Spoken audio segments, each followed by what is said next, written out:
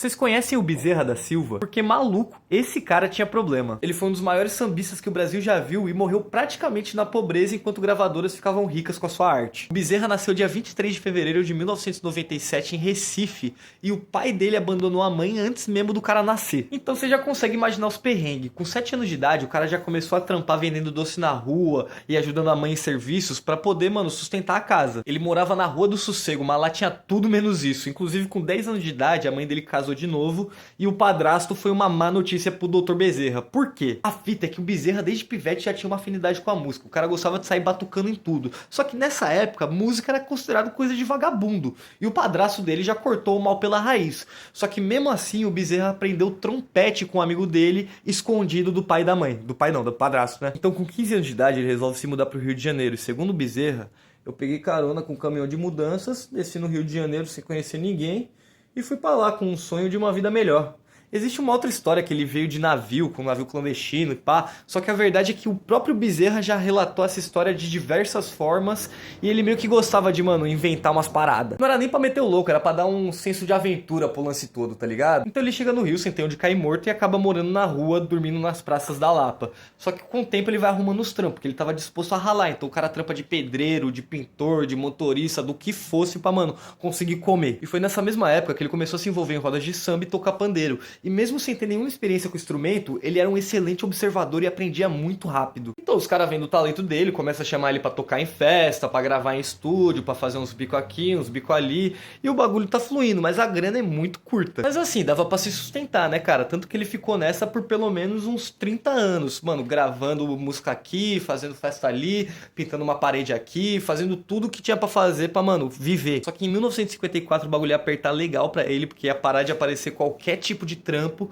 e ele teria que morar na rua mais uma vez. Ele ficou na rua por 5 anos, até 1961, quando uma amiga dele que participava de um terreiro chamou ele pra morar lá e trabalhar lá. E foi lá também que ele descobriu que seu chamado era a música, porque uma mãe de santo falou pra ele que esse era o caminho da vida. Parece que a partir daí as portas se abriram pro Bezerra. Ele voltou a arrumar trampos de obra, ele voltou a, gravar em estúdios e ele continuou construindo seu nome dentro da música. Só que tem uma parada, o cara tinha passado anos gravando músicas pra outras pessoas, ele tinha um desejo intenso dentro do coração dele. Ele queria dar voz às pessoas do morro e segundo Bezerra, cara, existem letras morrendo nos becos.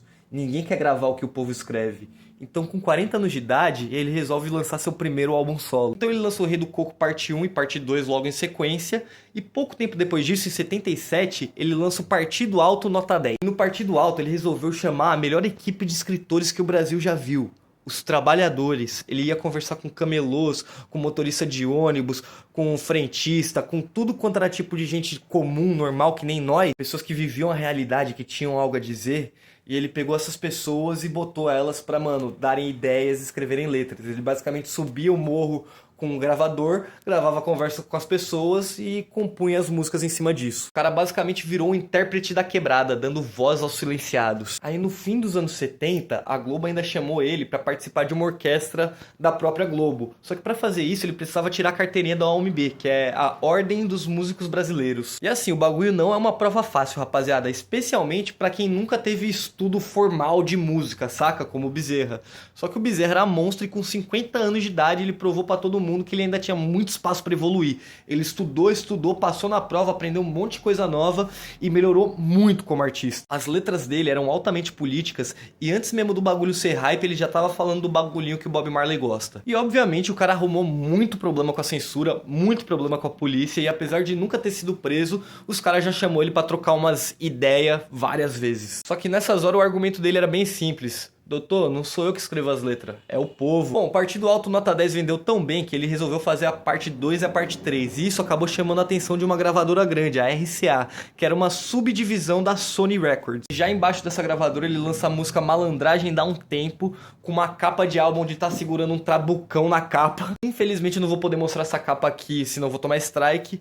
Mas a partir desse momento ele começou a ganhar o apelido carinhoso de quem não entendia a obra do cara, de música de bandido. bandido, ou artista de bandido. Ele odiava esse apelido mesmo porque não condizia com a música que ele apresentava. Mas é isso, né, mano? A história se repete. Antes dos rappers, tinham sambistas sendo oprimidos pelo conservadorismo. Ele cantava a realidade das pessoas, só que essa realidade era muito chocante pra alguns, né? E a brisa é que mesmo com uma gravadora atrás dele, ele não tinha muito apoio, justamente por causa das coisas que ele cantava, saca? Praticamente todo o sucesso que ele teve foi ele que foi no corre e foi atrás de fazer acontecer, das músicas tocar na rádio, dele conseguir show. E boa parte do dinheiro que ele ganhava ia pro bolso da gravadora. E não só isso, lembra que eu falei que, mano, os compositores dele eram os trabalhadores, era a galera da favela mesmo? Então, ele fazia questão de dividir royalties com todos que ajudavam ele a escrever uma música. Tipo assim, metade das pessoas que faziam trampo com ele não tinham nem CPF e o cara fazia questão de registrar a galera. O Bezerra sempre foi um símbolo da contracultura, ele defendia o usuário, o favelado,